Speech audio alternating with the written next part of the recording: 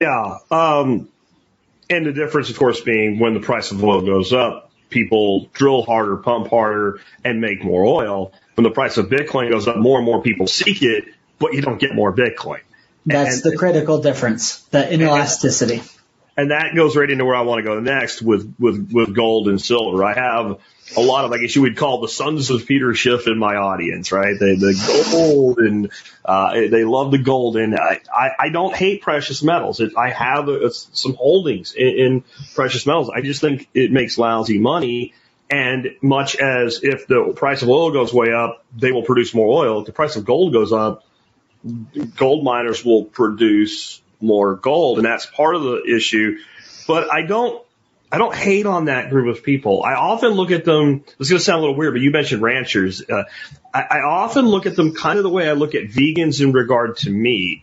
When they correctly identify the problem with things like CAFOs, they perfectly identify that we're producing these animals in a horrible way. We're shoving them into these CAFOs. We're feeding them grain. They're not supposed to eat that.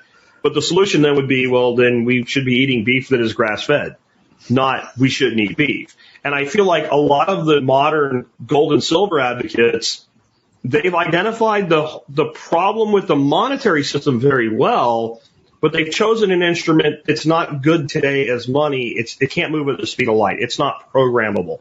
There is no way to self-custody it and have that flexibility with it.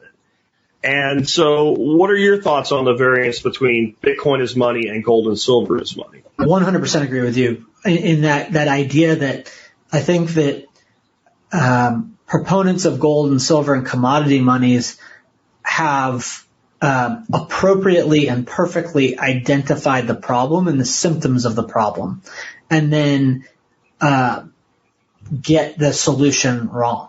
And I think that is also very logical. I equate it in many ways to myself, where coming from the legacy financial system, trained classically in Keynesian economics, schooled in a certain way of thought to reject Bitcoin, that kind of having been so right about the problems, but not coming to the right answer is a really hard thing to reverse on. So that's one thing I would say. That it's kind of when you're so right about the problem, it's difficult to de-anchor yourself from having been wrong about what the solution to that problem might be.